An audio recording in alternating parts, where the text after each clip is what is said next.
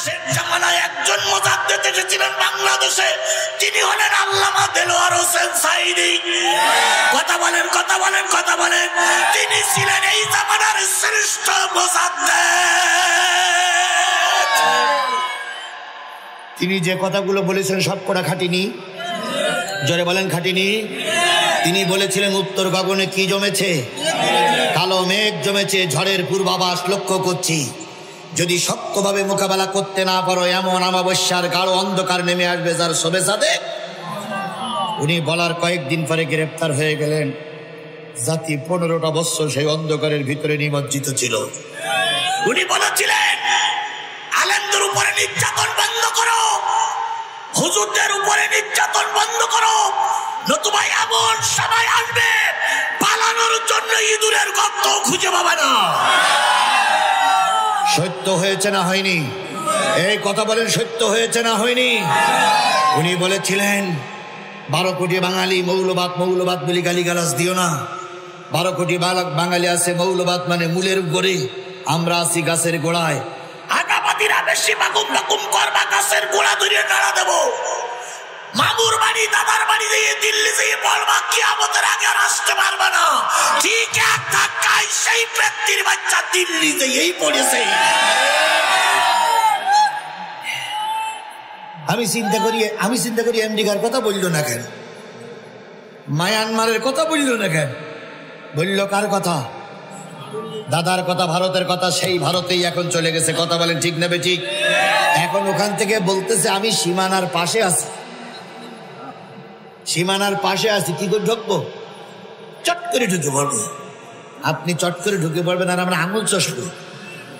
আইসো চট করিয়া, আইনা ঘর তোমার জন্য রাখছি গো সাজাইয়া।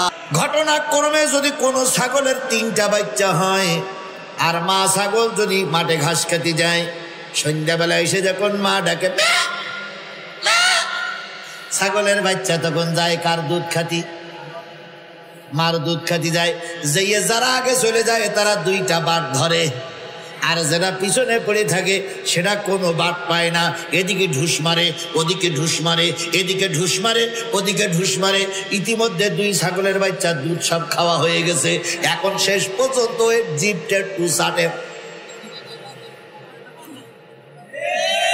কথা বলেন, কথা বলেন, কথা বলেন। এরা হলো ছাগলের 3 নম্বর বাচ্চা। বিএনপির লিডারদের বলি, জামাতের লিডারদের বলি, আপনাদের দলের কর্মীর ভিতরে কিছু ছাগলের 3 নম্বর বাচ্চা ঢুকেছে।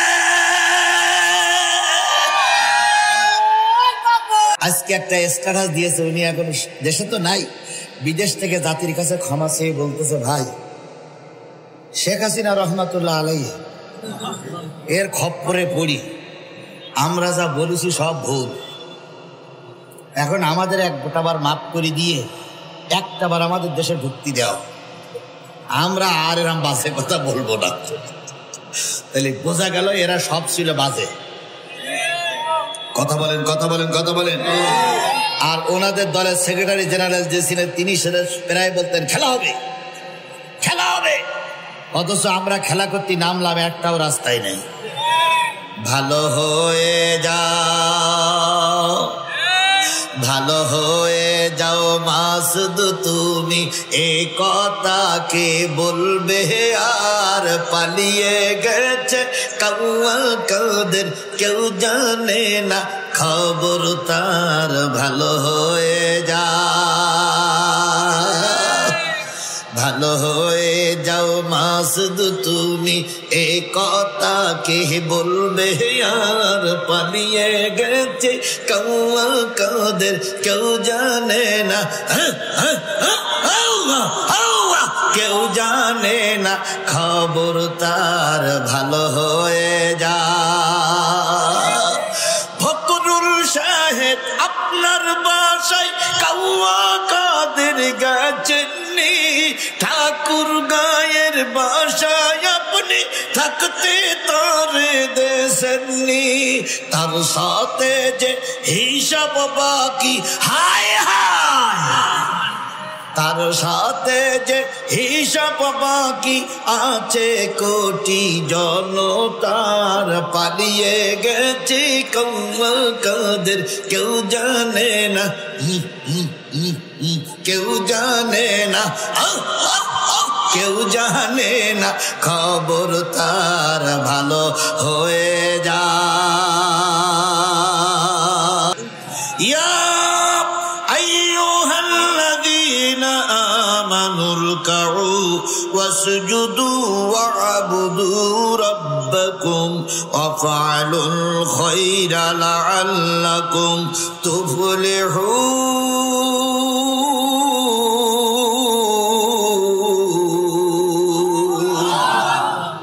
ওহে তোমরা যারা ঈমান এনেছো, আওয়ামী লীগের কথা বলা হয়নি, বিএনপির কথা বলা হয়নি, জাতীয় পার্টির কথা বলা হয়নি, বাংলাদেশ জামাত ইসলামের কথা বলা হয়নি, চরমনাই হেফাজতের কথা বলা হয়নি, কোন দলের উল্লেখ করা হয়নি। বলা হয়েছে তোমরা যারা ঈমান এনেছো, ঈমান আনার পরে সর্বপ্রথম তোমাদের দায়িত্ব রুকু করো, সেজদা করো, আর মালিকের গোলামি করো, আর ভালো ভালো কাজ করো। আশা করা যায় আল্লাহ পাক সফলতা দান করবে। তাহলে এর ভিতরে কোনো বেঈমান লোক আছে?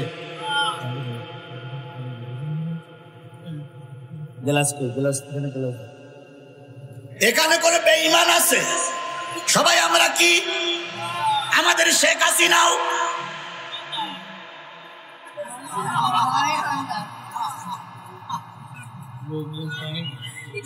শেখ হাসিনা ইমানদার নয়? এই কথা বলেন, শেখ হাসিনা ইমানদার নয়? তিনি নিজেই বলতেন, তার লোকজন বলতো উনি সকালবেলা উঠে কি খোঁজে? যায় নামাজ খোঁজে আর কোরআন শরীফ খোঁজে। তারপরে দৈনিক 30-40 টাকা তাহাজ্জুদ নামাজ পড়ে। তাহলে যে ব্যক্তি দৈনিক 30-40 টাকা তাহাজ্জুদ নামাজ পড়ে, যায় নামাজ খোঁজে, কোরআন শরীফ পড়ে, সে ব্যক্তি ইমানদার নয়? এই কথা বলেন, সে ব্যক্তি ইমানদার নয়? যতদিন পালাই গিয়েছিল, পালাই না গিয়েছিল, ততদিন মনে করতাম ইমানদার। পালাই যাবার পরে বুঝলাম ভণ্ড ভণ্ড ভণ্ড ভণ্ড ভণ্ড। যদি বলেন কেন, কি করে বুঝলেন হুজুর ভণ্ড? ছাত্ররা যখন গণভবন দখল করলো, হাঁস পাওয়া গেল, মুরগি পাওয়া গেল, ছাগল পাওয়া গেল, কসুর মুখী পাওয়া গেল, রাজহাঁস পাওয়া গেল, ঘোড়া পাওয়া গেল, ভেড়া পাওয়া গেল, চাল কুমড়ো পাওয়া গেল, কিন্তু কোরআন শরীফ আর যায় নামাজ।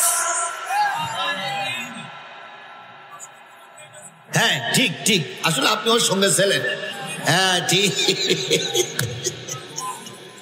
ওয়াজ মুখস্থ। সাংবাদিকরা ওদের লিডারের কাছে জিজ্ঞেস করলো, তোমাদের নেত্রী বলতো 30-40 টাকা তাহাজ্জুদের নামাজ পড়ে, আর তোমরা নাকি 5 ওয়াক্ত নামাজই, সে কোরআন শরীফ আর যায় নামাজটা গেল কই? ওরা তখন নিজকে হাসি দিয়ে বলতেছে, আমাদের নেত্রী কোরআন আর যায় নামাজের এত ভালোবাসে, যাওয়ার সময় বগল দাওয়াই করে নিয়ে গেছে। ওদের আর একজন নেতা ছিল শামীম ওসমান। কোন জায়গায় বলেন তো? নারায়ণগঞ্জ। ওইটি প্রথম বলেছিল খেলা হবে, খেলা হবে। তারপর এক সময় বলেছিল, আমি 5 ওয়াক্ত নামাজ ছাড়া দৈনিক 70-80 রাকাত করি, তাহাজ্জুদ নামাজ পড়ি। 70-80 রাকাত তাহাজ্জুদ নামাজ খেলা মনে করেছেন আপনি ভাই? 70-80 রাকাত তাহাজ্জুদ নামাজ পড়তে গেলে অন্তত কতটা সময় লাগে বলেন তো?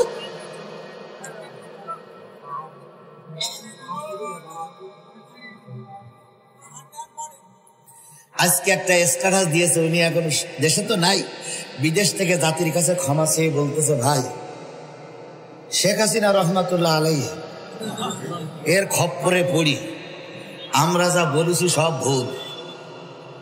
এখন আমাদের একটাবার মাফ করে দিয়ে একটাবার আমাদের দেশে ঢুকতে দেওয়া, আমরা আর এরম বাজে কথা বলবো না। তাহলে বোঝা গেল এরা সব ছিল বাজে। কথা বলেন, কথা বলেন, কথা বলেন। আর ওনাদের দলের সেক্রেটারি জেনারেল যে ছিলেন, তিনি সেটা প্রায় বলতেন খেলা হবে, খেলা হবে। অথচ আমরা খেলা করতে নামলাম, একটাও রাস্তায় নেই। ভালো হয়ে যাও, ভালো হয়ে যাও মাসুদ তুমি, এ কথা কে বলবে আর পালিয়ে গেছে কাউয়া কাদের কেউ জানে না খবর তার। ভালো হয়ে যাও, ভালো হয়ে যাও মাসুদ তুমি, এ কথা কে বলবে আর পালিয়ে গেছে কাউয়া কাদের কেউ জানে না, কেউ জানে না খবর তার। ভালো হয়ে যা ফকরুল সাহেব আপনার বাসায় কাউয়া কাদের গেছেননি, ঠাকুর গায়ের বাসায় আপনি থাকতে তারে দেশেননি, তার সাথে যে হিসাব বাকি হায় হায়, তার সাথে যে হিসাব বাকি আছে কোটি জনতার। পালিয়ে গেছে কাউয়া কাদের কেউ জানে না, কেউ জানে না, কেউ জানে না খবর তার। ভালো হয়ে যা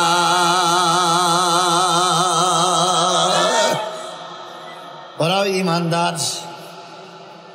বাংলাদেশ জাতীয়বাদী দলের লোকেরও কি ইমানদার, বাংলাদেশ জামাত ইসলামের লোকেরাও কি ইমানদার। তবে এখন কিছু কিছু বেঈমানের আবির্ভাব ঘটেছে। যদি বলেন হুজুর এত বড় একটা কথা বললেন, সেদিন এক নেতার সঙ্গে দেখা হলো, ইউনিয়নের সেক্রেটারি ছিলেন তিনি, আমাদের নামে অনেকগুলো মামলাও দিয়েছেন। হঠাৎ করে দেখা চেয়ারে বসা, মাথায় একখানা টুপি, ঘাড়ে একখানা হাজির রুমাল, হাতে একখানা তসবি, মুখে খোসা খোসা দাড়ি। আমার দেখে বলে জিহাদি ইসলাম আলাইকুম, জিহাদি ইসলাম আলাইকুম। আমি এখন ভালো হয়ে গেছি, বলো জিহাদি। তাই বললাম ভালো কবে তো হইলে? 5 তারিখের পরের। আমি বলতে যে আর খারাপ হবো না, না না না না আর খারাপ হওয়া যাবে না, ভালো হয়ে গেছে। আমি বললাম কোন দলে যোগ দিয়েছ? তুমি তো আগে ছিলাম আওয়ামী লীগ, এখন হয়েছি জমাত। আগে ছিল আওয়ামী লীগ, এখন হয়েছে কি জমাত, জামাত না বলতে জমাত। তাই বললাম জামাত ইসলামের ভিতর ঢুকতে গেলে আমি যতটুকু জানি ওই ফরম পূরণ করা লাগে। তা ফরম পূরণ করেছে, সব পূরণ করার সময় নেই, আমি জমাত। তাই বললাম জামাতের সেক্রেটারি বা আমির সে কথা বলেছে, কথা টথা বলার দরকার নেই, আজকে আমি জমাত। এই জমাত ইসলামের ভিতরে নিজে নিজে জমাত ঢুকেছে, এরাই কিন্তু সর্বনাশ করবে। আমি বলি এরা হলো ছাগলের 3 নম্বর বাচ্চা। কয় নম্বর বাচ্চা? এই বলুন তো, মনিরামপুরের মুসলমানেরা ছাগলের বাচ্চা হয় কয়টা? সাধারণত 2টা না, 2টাই হয়। আর ছাগলের বাঘও হয় কয়টা? 2টা। ওই যে দুধ খায় সে বাঘ কয়টা হয়? 2টোই বাঘ, 2টোই বাচ্চা। ঘটনাক্রমে যদি কোনো ছাগলের 3টা বাচ্চা হয়, আর মা ছাগল যদি মাঠে ঘাস খেতে যায়, সন্ধ্যাবেলা এসে যখন মা ডাকে ছাগলের বাচ্চা তখন যায় কার দুধ খাতি? মার দুধ খাতি যায়। যেয়ে যারা আগে চলে যায় তারা 2টা বাট ধরে, আর যারা পিছনে পড়ে থাকে সেটা কোনো বাট পায় না। এদিকে ঢুস মারে, ওদিকে ঢুস মারে, এদিকে ঢুস মারে, ওদিকে ঢুস মারে। ইতিমধ্যে 2 ছাগলের বাচ্চা দুধ সব খাওয়া হয়ে গেছে। এখন শেষ পর্যন্ত জিপটা একটু চাটে। কথা বলেন, কথা বলেন, কথা বলেন। এরা হলো ছাগলের 3 নম্বর বাচ্চা। বিএনপির লিডারদের বলি, জামাতের লিডারদের বলি, আপনাদের দলের কর্মীর ভিতরে কিছু ছাগলের 3 নম্বর বাচ্চা ঢুকেছে।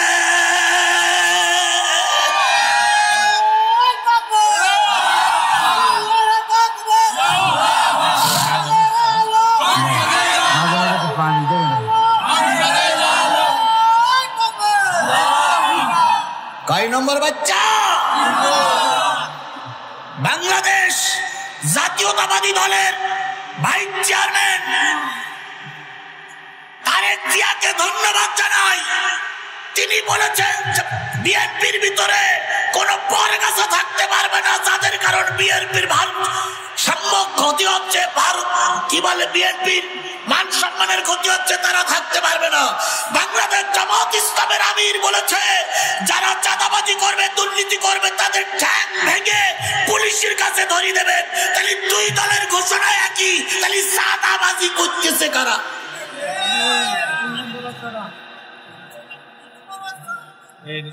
বালি খাচ্ছে কারা? পুকুর খাচ্ছে কারা? চাঁদা তুলতেছে কারা? এরা সব ছাগলের 3 নম্বর বাচ্চা। কথা বলেন, কথা বলেন, কথা বলেন।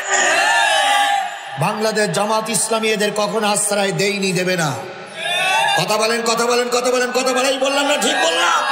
আপনি জামাত ইসলাম করবেন কি না করবেন ওটা আপনার ব্যাপার, কিন্তু বাংলাদেশ জামাত ইসলামের পক্ষ থেকে আমরা এই আশা ব্যক্ত করতে পারি কোন ছাগলের 3 নম্বর বাচ্চা জামাতে চান্স পায় না। জামাত ইসলাম করতে গেলে প্রথম সদস্য ফরম পূরণ করা লাগে, তারপরে কর্মীর ঘোষণা দিতে গেলে রিপোর্ট টাকা লাগে, রিপোর্ট টাকার পরে নেতার কাছে আপনার রিপোর্ট বই দেখায় কয়েক বছর কয়েক মাস পরে আপনাকে কর্মী ঘোষণা হওয়া লাগে। ঘোষণা করার পরে তারপর আপনাকে কোরআন অধ্যয়ন করা লাগে, হাদিস অধ্যয়ন করা লাগে, ইসলামী সাহিত্য পড়া লাগে, 5 ওয়াক্ত নামাজ পড়া লাগে, দাওয়াতি কাজ করা লাগে, জামাতের বৈঠকে অংশগ্রহণ করা লাগে, তারপর আপনি কর্মী। আর আমি ঢুকে পার জোবান জোবান জোবান।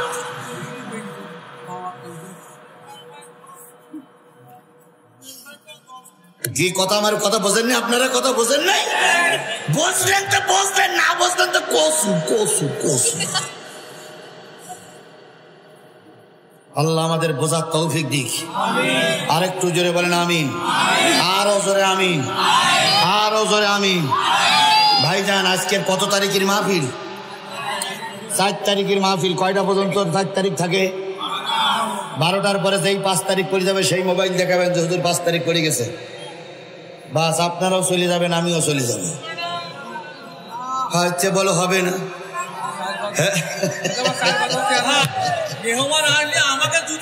হ্যাঁ সেটাই তো।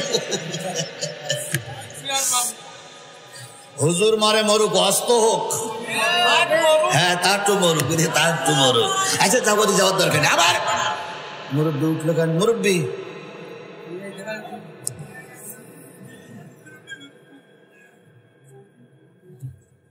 আমার ভাইরা, তাহলে যে জিনিসটা বোঝাতে চাচ্ছিলাম, আল্লাহ বললেন হে ঈমানদারেরা, তোমরা আওয়ামী লীগ হওয়ার, বিএনপি হওয়ার, জামাত হওয়ার, জাতীয় পার্টি হও, যদি ঈমান এনে থাকো তাহলে রুকু করতে হবে কার কাছে? আরো জোরে বলেন, কার কাছে রুকু করতে হবে? আল্লাহ পাক রুকু সিজদা সবচেয়ে বেশি পছন্দ করে। এই জন্য আমার এই মাথাটা নিচু হবে কার জন্য? আমার এই কপালটা সিজদা পড়বে কার জন্য?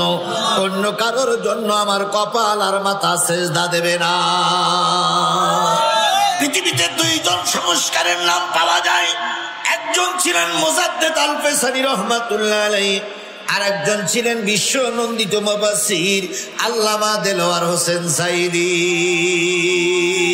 আর অনেক মুজাদ্দেদ পাওয়া যায়, তবে 2 জন মুজাদ্দেদের কথা আমি স্মরণে নিয়ে আসি। আল্লামা মুজাদ্দেদ আল ফেসানি রহমাতুল্লাহ আলাইহি যখন সমাজ ইসলাম প্রচার করেছিলেন, তখন বাদশাহ আকবর ছিল ভারতের খলিফা, ভারতের রাজা। বাদশাহ আকবরের কাছে ঢুকতে গেলে সবাইকে রুকু করে ঢুকতে হতো, মাথা নিচু করে ঢুকতে হতো। মুজাদ্দেদ আল ফেসানি বললেন না না না, আমার এই কপালটা শুধু আল্লাহ ছাড়া আর কারোর কাছে নত। এই কথা বলেন, কথা বলেন, আর কারোর কাছে নত? জোরে বলেন, আর কারোর কাছে নত হবে না। মুজাদ্দেদ আল ফেসানির এই কথা শুনে কিছু লোক বাদশাহ আকবরের বিরুদ্ধে খেপে গেল। বাদশাহ আকবর চিন্তা করেন মুজাদ্দেদকে কন্ট্রোল করতে হবে। মুজাদ্দেদকে লোভ দেখালো, হুজুর যদি আপনি আমার বশ্যতা স্বীকার করেন, মন্ত্রী বানায় দেবো, এমপি বানায় দেবো, দেশের ক্ষমতার ভাগ দেবো, দেশের আইন মন্ত্রণালয় দিয়ে দেবো। মুজাদ্দেদ আল ফেসানি বললেন না না না, তোমার ক্ষমতার দরকার নাই, তবে তোমার কাছে কোনো মাথা নত হবে না, মাথা নত হবে আল্লাহর কাছে। আমাদের সমাজে একদল পীর মুরিদ এখন চলছে, তার ভিতরে আছে একদল সুরেশ্বর। দাদগা বক্তব্য হলো নামাজ রোজা কিছু লাগবে না, এমনি এমনি জিকির করলেই বেঁচে যাবা। মন চলেছে সুরেশ্বর, কিসের বাড়ি কিসের ঘর, মন চলেছে সুরেশ্বর, কিসের বাড়ি কিসের ঘর, আইসি ন্যাংটা যাবো ন্যাংটা, আইসি ন্যাংটা যাবো ন্যাংটা, ন্যাংটা হয়ে জিকির কর জিকির কর। আবার তারপরে দেখবেন কিছু কিছু পীর আছে মুরিদদেরকে বলে তোরা আমার ঠ্যাং চোষ আঙুল চোষ। এই পীরিরা, এই যে ভণ্ড পীর আছে এরা জীবনে কোনোদিন চুল কাটে না। চুলির পরে আর একটা চুল আছে গোপ, তাও কাটে না। গোপের পরে আর একটা চুল আছে, তাও কাটে না। দাড়ির পরে আর একটা চুল আছে বগলে, তাও কাটে না। ওর আর একটু নিচে গিলি, আর একটা চুল আছে, সেটাও কাটে না, কাপড়ও পরে না, সমস্ত শরীরে জট পড়েছে। কোলের কাছে গিলি মনে হয় গন্ধ ছাগল। কি ছাগল? গন্ধ ছাগল। এই গন্ধ ছাগল বছরে একবার গোসল করে। কয়বার? একবার গোসল করে। আর ওর যারা মুরিদ আছে, মেয়ে লোক পুরুষ লোক মুরিদ, যেদিন গোসল করবে পীর চেয়ারের পরে বসে থাকে, আর কর্মীরা এসে মাথায় পানি দেয়। ওই পানি ধুয়ে ধুয়ে ধুয়ে ধুয়ে ড্রেন দিয়ে যায়, আর এই কর্মীরা ওই ড্রেনের থেকে পানি খায় আর খায়। এটা বরকতের পানি। কিসের পানি? বরকতের পানি খাচ্ছাম। একবার হিসেব করে দেখো তো কত জায়গা ধুয়ে আসছে। আর ওইটা বানাইছে উনি বরকতের পানি। তাহলে এরাই যদি বরকতের পানি হয়, তাহলে অবরকতের পানি কোনটা হবে? শেখ হাসিনা 15 বছর আমাদের ভোট দেয়নি। এটা যদি মানব কি বলে গণতন্ত্রের মানুষ কন্যা হয়, তাহলে জাতির কাছে জিজ্ঞেস করি, আওয়ামী লীগের কাছে জিজ্ঞেস করি, মানুষ কন্যা কোনটা?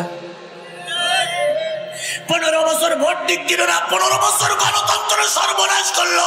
এটাই যদি মানুষ কন্যা হয়, তাহলে মানুষ কোনটা? এদের দলের ভিতরে প্রায় সব, দুটো একটা বাদে সব ছিল অমানুষ। মোজাদ্দেদ আল ফেসানি রহমাতুল্লাহ আলাইহি বাদশাহ আকবরের কাছে মাথা নত করলে না। আর বাদশাহ আকবর চিন্তা করলো, যদি আমি তার বর্ষটাই নিয়ে আসতে না পারি, তার দলে পরপর লোক তৈরি হয়ে যাবে। তাই তো তিনি চিন্তা করলেন, হুজুরকে যে কোনো কায়দায় আমার দরবারে আনতে হবে। হুজুরকে দাওয়াত করে বললেন, হুজুর আপনার সেজদা করা লাগবে না, রুকু করা লাগবে না, আপনি আমার দরবারে একটু আসেন।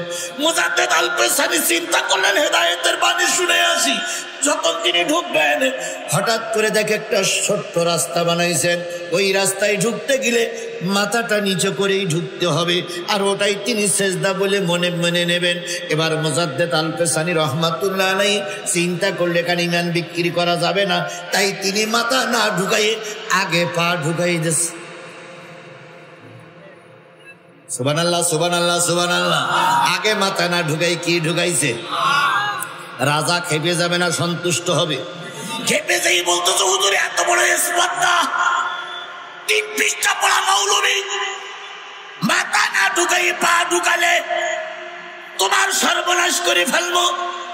মোজাদ্দেদ নিষ্কাশি দিয়ে কয়, আমার সর্বনাশের আগে তোমার সর্বনাশটা হিসেব করো, তুমি কোথায় যাবা? হুজুরির অপমান করে ছেড়ে দিল, আর বলে দিল, যাও যাও যাও, হুজুরির যে আস্তানা শরীফটা আছে ভেঙে দাও। হুজুরির আস্তানা শরীফ ভাঙার জন্য সেনাবাহিনী বাইর হলো। হুজুর অপমানিত হয়ে দরবার থেকে চলে আসলো। হুজুর মাঝখানের পথে, বাড়ির মাঝখানে চলে আসলো, আর কর্মীরা চলে গেছে হুজুরির আস্তানা ভেঙে দেওয়ার জন্য। হঠাৎ করে উত্তর ভবনে বিরাট মেঘ জমলো। ওই মেঘের দাপটে, ওই ঝড়ের দাপটে বাদশাহ আকবর পালাই যাচ্ছিল। গাছ চাপা পড়ে আকবর মারা গেল। এরপরে ঝড় থেমে যাওয়ার পরে সবাই মোজাদ্দেদ আল ফেসানি রহমাতুল্লাহ আলাইহির হুজরাখানায় যেয়ে দেখে গোটা দেশ সব ভেঙে চুরে তছনছ হয়ে গেছে। মোজাদ্দেদ আল ফেসানির বাসাটা এখনো ঠিক আছে। এরে বলে মোজাদ্দেদ, এরে বলে কি? আর আর শেখ জামানায় একজন মুজাদ্দিদ এসেছিলেন বাংলাদেশে, তিনি হলেন আল্লামা দেলোয়ার হোসেন সাঈদী। কথা বলেন, কথা বলেন, কথা বলেন। তিনি ছিলেন এই জামানার শ্রেষ্ঠ মুজাদ্দিদ। তিনি যে কথাগুলো বলেছেন সব কটা খাটিনি? জোরে বলেন খাটিনি? তিনি বলেছিলেন উত্তর গগনে কি জমেছে? কালো মেঘ জমেছে, ঝড়ের পূর্বাভাস লক্ষ্য করছি। যদি শক্তভাবে মোকাবেলা করতে না পারো, এমন অমাবস্যার গাঢ় অন্ধকার নেমে আসবে যার শোবে সাথে। উনি বলার কয়েকদিন পরে গ্রেপ্তার হয়ে গেলেন। জাতি 15টা বছর সেই অন্ধকারের ভিতরে নিমজ্জিত ছিল। উনি বলেছিলেন আলেমদের উপরে নির্যাতন বন্ধ করো, হুজুরদের উপরে নির্যাতন বন্ধ করো, নতুবা এমন সময় আসবে পালানোর জন্য ইঁদুরের গর্ত খুঁজে পাবে না। সত্য হয়েছে না হয়নি? এই কথা বলেন, সত্য হয়েছে না হয়নি? উনি বলেছিলেন 12 কোটি বাঙালি মৌলবাদ মৌলবাদ বলে গালিগালাজ দিও না। 12 কোটি বাঙালি আছে, মৌলবাদ মানে মূলের উপরে, আমরা আছি গাছের গোড়ায়। আগাবাদীরা বেশি বাকুম বাকুম করবা, গাছের গোড়া ধরে নাড়া দেবো। মামুর বাড়ি দাদার বাড়ি দিয়ে দিল্লি দিয়ে বলবা কিয়ামতের আগে আর আসতে পারবে না। ঠিক এক ধাক্কায় সেই ব্যক্তির বাচ্চা দিল্লি দিয়েই পড়েছে। আমি চিন্তা করি আমেরিকার কথা বললো না কেন, মায়ানমারের কথা বললো না কেন? বলল কার কথা? দাদার কথা, ভারতের কথা। সেই ভারতেই এখন চলে গেছে। কথা বলেন ঠিক নেবে ঠিক? এখন ওখান থেকে বলতেছে আমি সীমানার পাশে আছি, সীমানার পাশে আছি, কি করে ঢুকবো? চট করে ঢুকে পড়বো। আপনি চট করে ঢুকে পড়বেন আর আমরা আঙুল চষবো। আইসো চট করিয়া, আইনা ঘর তোমার জন্য রাখছি গো সাজায়া। আইসো চট করিয়া, আইনা ঘর তোমার জন্য রাখছি গো সাজায়া। আমরা রিসিপশনে বইসা আছি, রিসিপশনে বইসা আছি জুতোর মালা লইয়া। আইনা ঘর তোমার জন্যে রাখছি গো সাজায়া। নির্বিচারে মারছ মানুষ ক্ষমতার লাগিয়া, দিন ধর্ম আর মানবতা সব কিছু ছাড়িয়া, বুবু সব কিছু ছাড়িয়া। তোমার পাপের শাস্তি ও বুবু, তোমার পাপের শাস্তি পাইতে হবে, যাইও না ভুলিয়া। আয়না ঘর তোমার জন্যে রাখছি গো সাজায়া। তাহলে শেখ জামানার মুজাদ্দিদ আল্লামা সাঈদী কথা ঠিক নেবে ঠিক? আরো জোরে বলেন কথা ঠিক নেবে ঠিক? এক সময় বাংলাদেশ জামাত ইসলামের 3 জন এমপি ছিল, আওয়ামী লীগ ছিল ক্ষমতায়।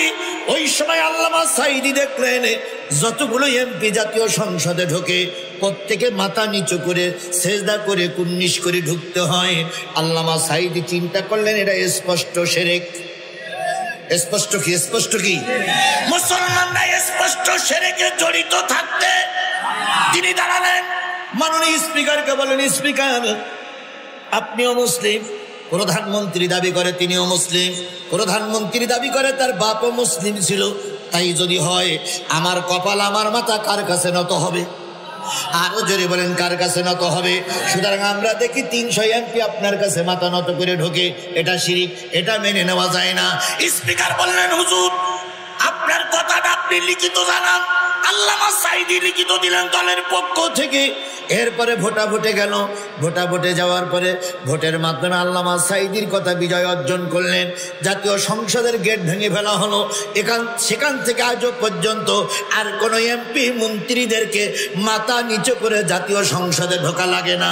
তোমরা তাকে রাজাকার বলো, তোমরা তাকে যুদ্ধ অপরাধী বলো, তোমরা তাকে মানবতা বিরোধী মামলার আসামি করে মৃত্যুবরণ করালে, তোমরা তাকে ধর্মান্তরিতর দায় দিয়ে তাকে জেল খাটালে, আল্লাহর কসম আল্লামা সাঈদীর একটা আমল যদি কবুল হয় ওই আমলের ওসিলায় আল্লামা সাঈদী আল্লাহর জান্নাতি। বাংলাদেশে পীরের অভাব নাই, বক্তার অভাব নাই। যেই বক্তাগুলো এখন মঞ্চ কাঁপায়, সেই বক্তাগুলো অনেক বক্তাগুলো 15 বছরের মধ্যে মুখ খুলিনি। এই কথা বলেন, কথা বলেন, কথা বলেন। মুয়াজ্জিন সাহেব বলতো, হুজুর সারা দেশের হুজুরা কথা বলে, আপনি কথা বলেন না কেন? তখন বলতো, এখন অবস্থা খারাপ। আর এখন তারাই চেয়ারে বসে, মসজিদের মেম্বারের বসে এত সাইদি ভক্ত হয়ে গেছে, দেখলি মনে হয় ওরাই রাজমিস্ত্রি আর আমরা সব জোগাড়িয়ে।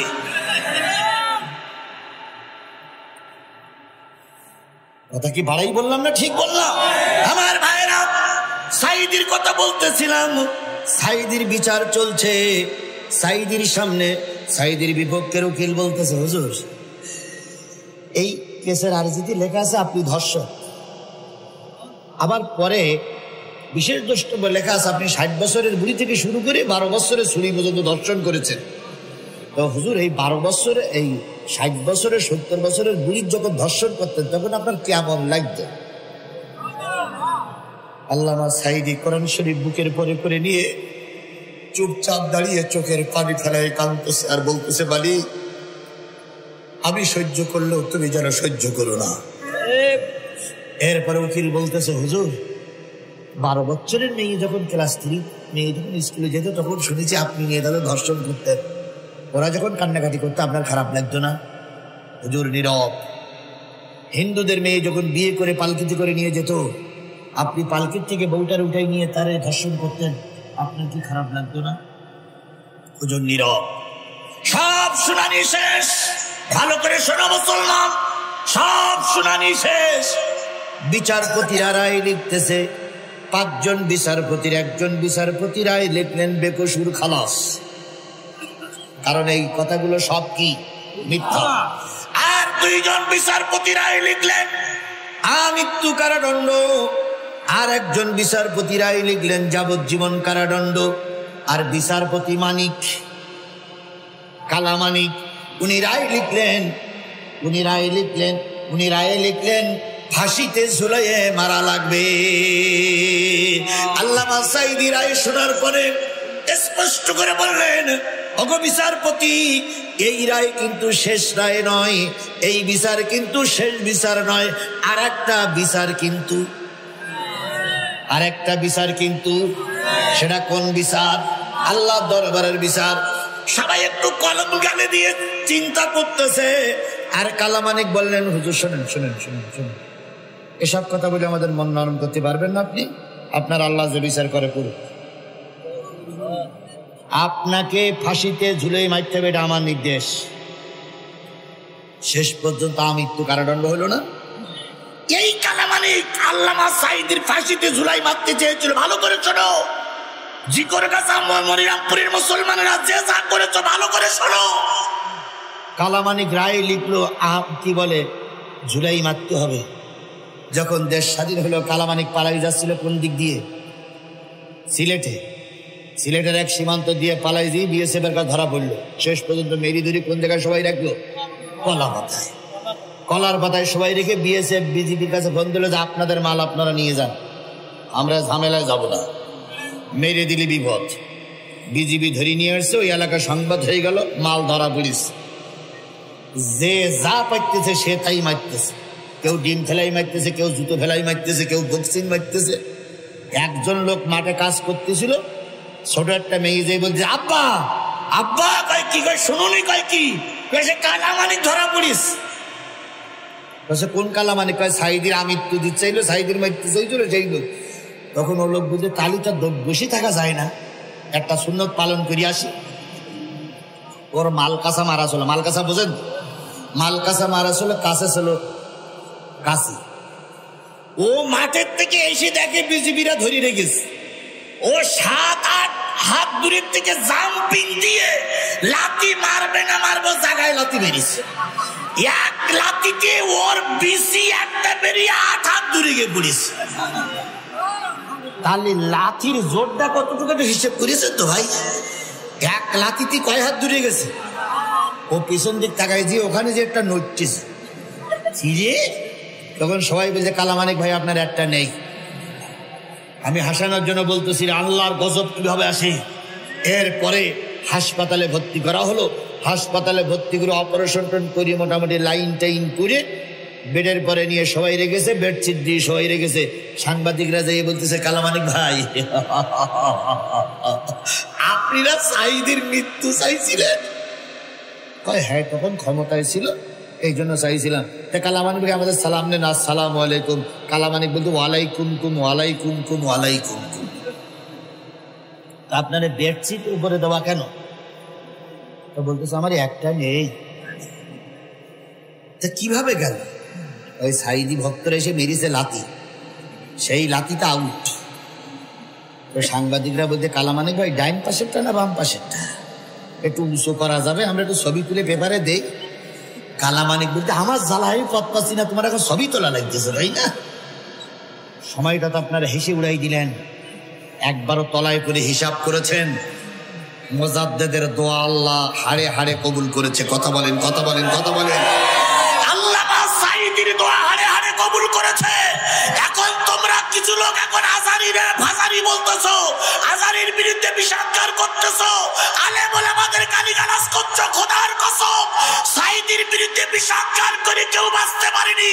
যারা আজারি নিয়ে বাজে কথা বলছো, সাদা কাগজে লিখে রাখো, জনগণ তোমাদের উচিত শিক্ষা করে বিদায় দেবে।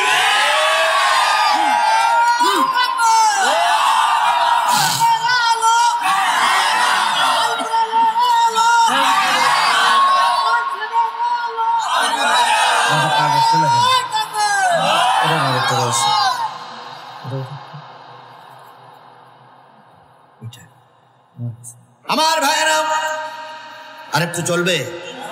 চলবে? ওই লোকগুলো রাগ করে বসে আছে, চলবে? আচ্ছা দেখি, আমি আরেকটু সেখানে যাওয়া যায় কি দেখি। 2টা আয়াত পড়েছিলাম, একটা আয়াতের আলোচনা চলছে। তাহলে রুকু করতে হবে কার জন্য? সিজদা করতে হবে কার জন্য?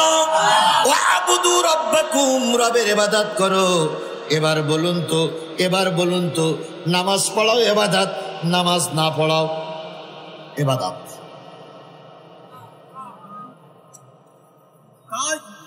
তা হয় কি করে? জি, তা হয় কি করে বলুন তো? নামাজ কয় ওয়াক্ত, কয়দিন? প্রতিদিন 5 বার নামাজ পড়তে হয়, কার হুকুম? আর প্রতিদিন 3 বার নামাজ পড়া যাবে না, ওটাও আল্লাহর হুকুম। সে কোন কোন সময়? সূর্য উদয়, 3টা সময় নামাজ পড়া যাবে। তাহলে নামাজ পড়াটা যেমন ইবাদত, নামাজ ওই 3 সময় না পড়াটাও। সামনে আর মাত্র 25 দিন পরে রোজা, রোজা থাকাটাও ইবাদত, না থাকাটাও ইবাদত। বছরে কয়টা রোজা ফরজ? 30টা রোজা ফরজ। আর বছরে 5 দিন রোজা রাখা হারাম। কয়দিন রোজা রাখা হারাম? তাহলে 5 দিন রোজা রাখা হারাম। ওই 5 দিন রোজা রাখলে সওয়াব হবে না গুনাহ হবে? গুনাহ হবে। ঠিক তদ্রূপ ভোট দেওয়া হারাম, আবার ভোট দেওয়া ফরজ। এই মুসলমান এবার কিন্তু ঠিক জোরে বললেন না, বলো। ভোট দেওয়া ফরজ, আবার ভোট দেওয়া হারাম। ভোট দেওয়া ফরজ কাদের পক্ষে? যারা পরিচিত ভালো লোক, ইমানদার দিনদার লোককে ভোট দেবে, প্রার্থী পাবে, ওই প্রার্থীর ভোট দেওয়া ফরজ। আর যেই প্রার্থীরে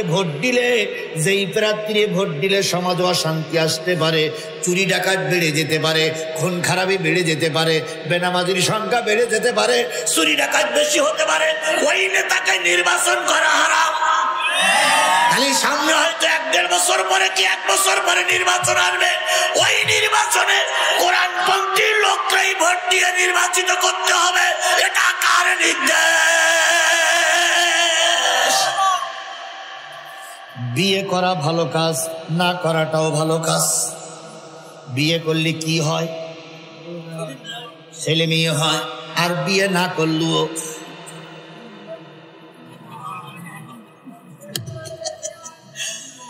শোনেন, বিয়ে করলেও ছেলে মেয়ে হয়, না করলেও হয় না। বিয়ে করার পরে যে ছেলে মেয়ে হয় ওটা বৈধ না অবৈধ? আর বিয়ের আগে যদি চাঁদের মতন ফুটফুটে সন্তান ও মেয়ে জন্ম দিয়ে বলে এটা ভালো সন্তান, সেটা বৈধ না অবৈধ? আচ্ছা বলুন তো, বিয়ে করতে চাইলে কি বিয়ে হয়? না। বিয়ে করার জন্য দুই পক্ষ মেয়ে ছেলে দেখা লাগে না? তারপরে মতামত প্রকাশ করা লাগে, এরপরে বিয়ের দিনখান করা লাগে, বরযাত্রী যাওয়া লাগে, বৌমা সাজাই গোজাই বাড়ি আনা লাগে, বছর খান অপেক্ষা করা লাগে, তারপরে যে সন্তানটা হয় সে সন্তানটা কি বৈধ না অবৈধ? বৈধ। আর বিয়ে ছাড়া আইএটি পড়া, নাইনি পড়া, এসএসসি পড়া মেয়ে যদি হঠাৎ করে মা হয়ে যায়, অবৈধ সন্তান। এই অবৈধ সন্তান যদি মসজিদ ইমামতি করতে আসে, আর আপনারা যদি বলেন খোকা তোমার বাবার নাম কি? আমার মার বিয়ে হওয়ার আগে আমি হয়েছিলাম। যতই ভালো আলেম হোক তারে কি ইমামতি করতে দিবেন? জোরে বলেন, ইমামতি করতে দিবেন? তাহলে বিয়ের পরে নেতা হলে সেই নেতা যদি বৈধ হয়, ভোট দেওয়ার পরে ভোটের মাধ্যমে যে নেতাগুলো 15 বছর হয়েছিল তারাই ছিল বৈধ। ভোট ছাড়া যে নেতা হয়েছে ও চারো সন্তানের মতন অবৈধ। এই ব্যাপারটা একটু খারাপ লাগতেছে, এই ব্যাপারটা একটু খারাপ লাগতেছে নাকি? তাহলে অবৈধ নেতা যদি, অবৈধ মাওলানা যদি, অবৈধ সন্তান যদি মসজিদের ইমামতি করতে গেলে ইমামতির চান্স না পায়, তাহলে সেই নেতারা আমরা ভোট দেয়নি, জনগণ ভোট দেয়নি, দিনের ভোট যাতে করেছে ওই নেতাদের কোনো অধিকার ছিল না বাংলাদেশ জামাত ইসলামের নেতাদের বিচার করা।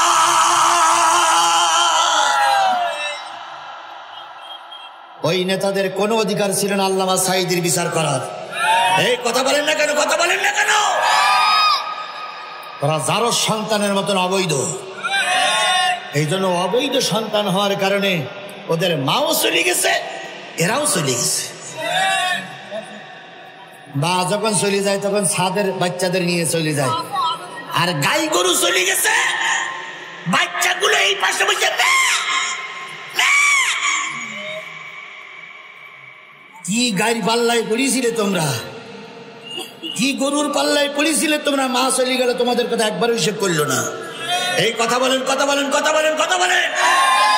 খালেদা জিয়া তার কর্মীদের রেখে পালাই, বাংলাদেশ জামাত ইসলামী তার কর্মীদের রেখে পালাই চলে যায়নি। আর এত বড় জনপ্রিয় নেতা বাচ্চাদের রাজপথে রেখে পালাই চলে গেল। আল্লাহ এদের থেকে আমাদেরকে হেফাজত করুক। এখন বলতেছে আমরা আবার দেশে আসবো। জিগরগাছা মনিরামপুরীর মুসলমানেরা শপথ নিতে হবে, শরীরে 1 ফোঁটা রক্ত থাকা অবস্থায়, শরীরে 1 ফোঁটা রক্ত থাকা অবস্থায় এই জঙ্গি, এই হাসিনা সরকারকে আর আমাদের দেশে মেরুদণ্ড সোজা করে দাঁড়াতে দেওয়া হবে না। যদি বলেন হুজুর কেন, শোনেন, যদি বলেন হুজুর কেন, এদের জন্য বিডিআর হত্যা, এদের জন্য কি হয়েছে? বিডিআর হত্যা হয়েছে। এদের কারণে আল্লামা সাঈদীর রায়ের পরে 300 লোক মারা গেছে। এদের কারণে 2000-এর মতো ছাত্র ছাত্রী জীবন দিয়েছে। কথা বলেন ঠিক না ঠিক? এই খুনিদের বিচার না হওয়া পর্যন্ত এই শেখ হাসিনাকে আমাদের দেশে আর মাথা উঁচু করে দাঁড়াতে দেওয়া হবে না। আল্লাহ আমাদের কবুল করুক। আর একটু জোরে বলেন আমিন, আরো জোরে বলেন আমিন। বন্ধুগণ, এটা আমি ভালোই বুঝি। 12টার পরে যদি ওয়াজ চলে, কিছু লোক সারা রাত ওয়াজ করলো বলে চলুক, কিন্তু 12টার পরে ওয়াজ চললে ফজরের নামাজের ক্ষতি হবে। কথা বলেন ঠিক না ঠিক? আর যদি ফজরের নামাজের ক্ষতি হয় তাহলে মুরব্বী বসেন, হয়ে গেছে আপনাদের কথা বুঝতে পেরেছি। 2 জন উঠেছেন, আমি বুঝতে পেরেছি। বসেন বসেন মুরব্বী, মুরব্বী বসেন বসেন বসেন, হয়ে গেছে। বসেন ভাই, হয়ে গেছে, আমরা ছেড়ে দেবো ইনশাল্লাহ। আমি জানি, আমি জানি, কিন্তু জানলেও কি হবে? সবচেয়ে এই মাহফিলের মতন 1000 মাহফিল যদি এক দাড়ি পাল্লায় দেওয়া হয়, আর যদি আগামীকাল করে ফজরের নামাজ কাজা করার গোনা যদি আর এক দাড়ি পাল্লায় দেওয়া হয়, নিশ্চয়ই গোনাটা ভারী হয়ে যাবে। এই জন্য আমি আর আয়াত একটা বাকি আছে ভাই, একটু বসে আর 10টা মিনিট সময় দেন। 10টা মিনিট ঘড়ি ধরে দেওয়া যাবে না? কত বেজেছে দেখেন তো, কত বেজেছে, কত কত কত 15। তাই হয়ে গেছে, হয়ে গেছে, হয়ে গেছে। আমারও নিয়ত ছিল আধা ঘন্টা আমাদের ইতিহাসে এদিকে আধা ঘন্টা একটু টেনে যাওয়া যায় কিনা। 15 হয়ে গেছে, আপনারা ঘড়ি ধরে 10টা মিনিট পারবেন না, পারবেন না। আল্লাহ দেখেন তো এই ছোট ছোট বাচ্চাগুলো, এই যে ছোট ছোট বাচ্চাগুলো দেখেন তো কতটুকু, এইটার বয়স খুব বেশি হলে মানে 7 বছর না 8 বছর। ও মনে হয় মাটি খাচ্ছে, বাদাম খাচ্ছে, আরো চাতক পাখির ন্যায় তাকাই আছে। আর আমাদের বুড়ো মানুষগুলো শুনতে চায় না। কি হইল এদের? এই জন্য ছাত্রদের আন্দোলনের বিজয় এসেছে। ঠিক বসে হয়ে গেছে আমার ভাইয়েরা। তাহলে রুকু করতে হবে কার জন্য? সেজদা করতে হবে কার জন্য? আর একটু সামনে যাই। সর্বপ্রথম আল্লাহ রাব্বুল আলামিন যাদের জান্নাতে দেবেন তারা হলো নামাজি। তারা কি? আর সর্বপ্রথম যারা জাহান্নামে যাবে তারা কি? বেনামাজি। তাহলে আজকের এই মাহফিল থেকে আমার প্রথম আলোচনার শিক্ষা হলো, আমরা যতদিন বেঁচে আছি নামাজি হব। যদি নামাজি হতে পারি বা হওয়ার জন্য চেষ্টা করি, যদি নাও পারি নামাজি লোকদের সঙ্গেই থাকবো। সামনে নির্বাচন, 4 জন প্রার্থী আসবে আপনার কাছে দোয়া নেওয়ার জন্য। কয়জন? নাম বলবো না, যেহেতু সব দলের মাহফিল। আমি কোন লোকের বিরুদ্ধে বলবো না, কোন লোকের পক্ষ বলবো না।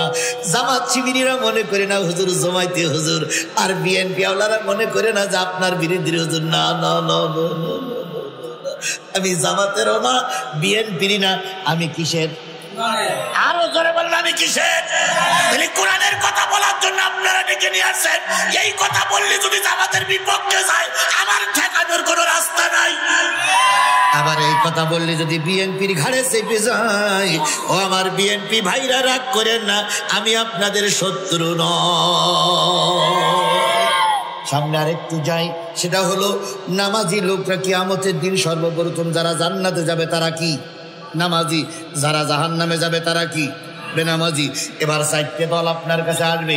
আপনি এবার ভোট দেওয়ার আগে চিন্তা করবেন, আমি যে দলের ভোট দিচ্ছি এই দলের নামাজি বেশি না বেনামাজি বেশি? এদিকে বিএনপি জামাতের কোনো গন্ধ পাওয়া যাচ্ছে নাকি? আপনি ভোট দেওয়ার আগে দেখবেন লোকটার ভিতরে নেতার থেকে শুরু করে কর্মী পর্যন্ত নামাজি না বেনামাজি। যদি ওই দলে বেনামাজি বেশি হয়, তালাক দেন, বেনামাজিরা জাহান্নামে যাবে। আমি ওই দলে ভোট দিয়ে জাহান্নামে যাব না। আর যদি নেতা কর্মীরা নামাজি হয়, তাহলে আপনি ওই দলের লোকটারে ভোট দেন। ওই দলটা জান্নাতি, আপনিও জান্নাতি। তারপরে বলে হুজুর আমরা তো বুঝতে পারলাম না। বুঝতে যদি না পারেন, 4টে দলের নেতাকে আপনি দাওয়াত করবেন।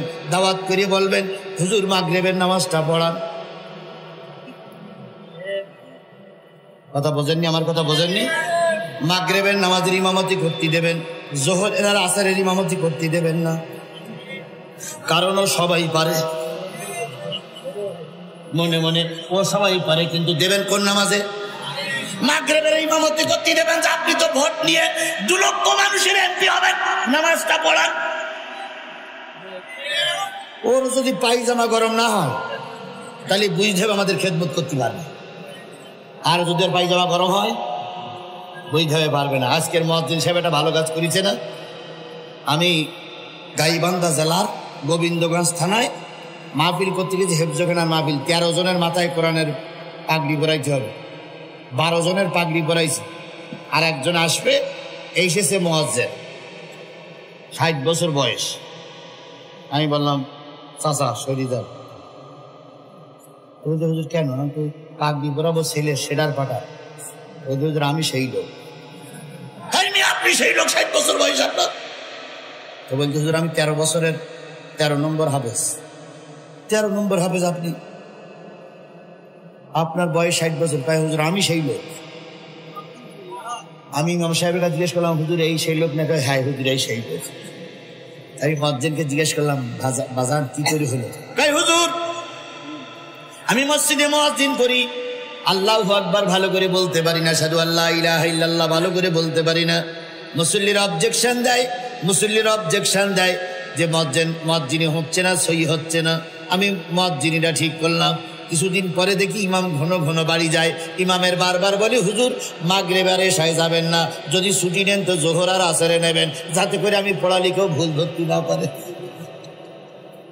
কিন্তু ইমাম যাবে না যাবে, শুধু মাগরিবের ছুটি দেয়, আর আমি সামনে দিয়ে দাঁড়াই, পিছনে লোক বাজাই।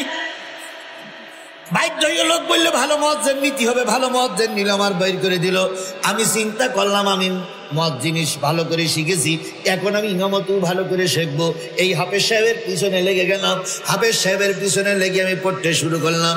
আউযু বিল্লাহি মিনাশ শাইতানির রাজিম, বিসমিল্লাহির রাহমানির রহিম, আলিফ লাম মিম, যালিকাল কিতাবু লা রাইবা ফি, হুদাল লিল মুত্তাকিন।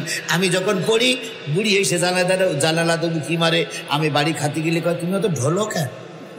তোমার কি মাথা খারাপ নাকি? এরম করো কেন? তুমি পড়বা তাই এরম, তুমি মরো কেন? এটা বলেন তো, হাফেজ সাহেবরা পড়ে না এরকম করে? আচ্ছা পড়বি নাই বাবা, তোরা পড়তে এরম করি, মরিস কেন? এই ভোলার ভিতরে একটা পড়ার আবেগ আসে।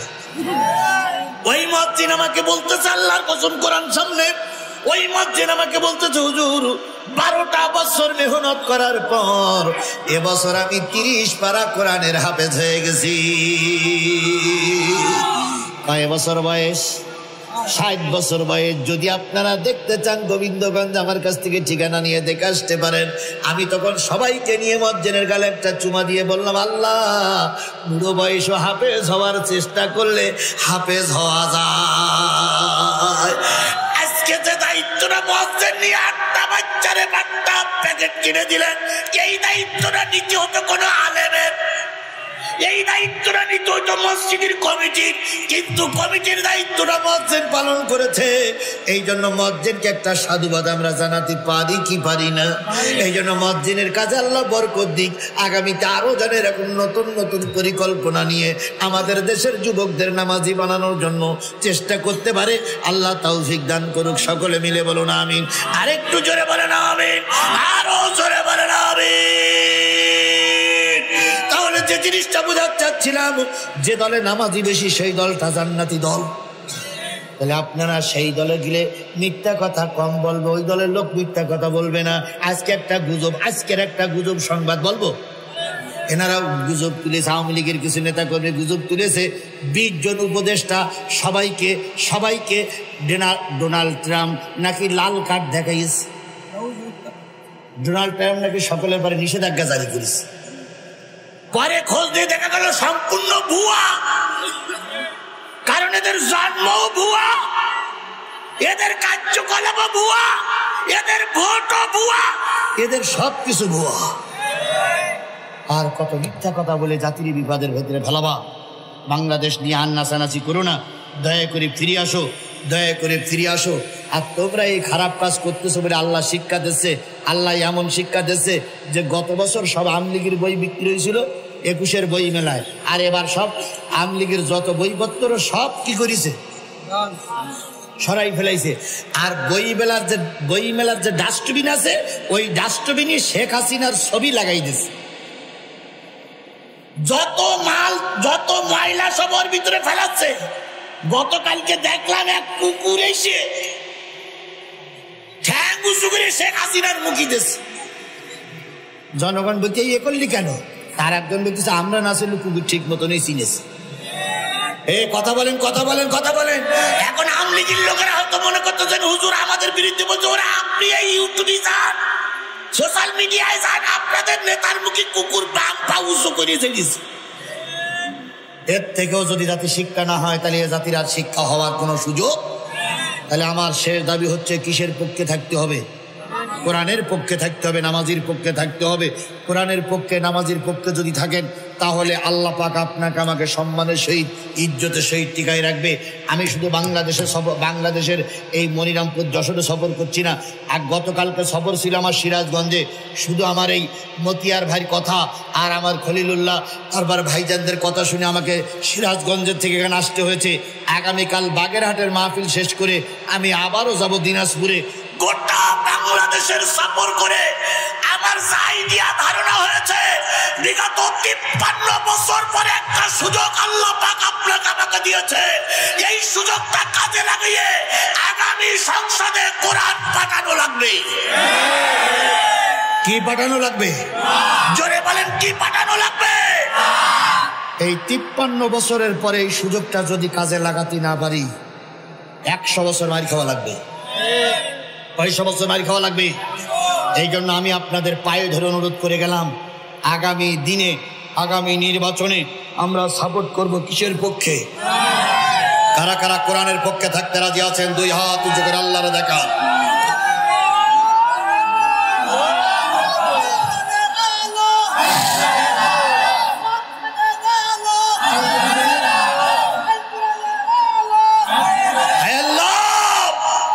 এই হাতগুলোরে তুমি কোরআনের পক্ষে কবুল করে নাও, এই হাতগুলোরে তুমি কোরআনের পক্ষে কবুল করে নাও, এই হাতগুলোরে তুমি কোরআনের পক্ষে কবুল করে নাও।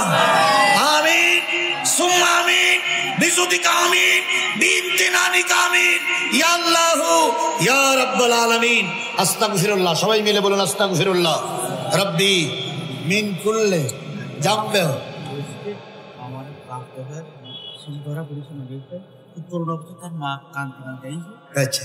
আচ্ছা, বললো যে দোয়া করতে আমাদের মতিউর ভাই, এই ভাই ছেলে ছেলে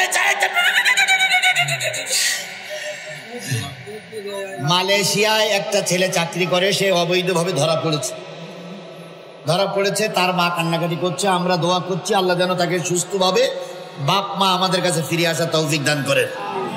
আল্লাহুম্মা আমিন। রব্বানা যালামনা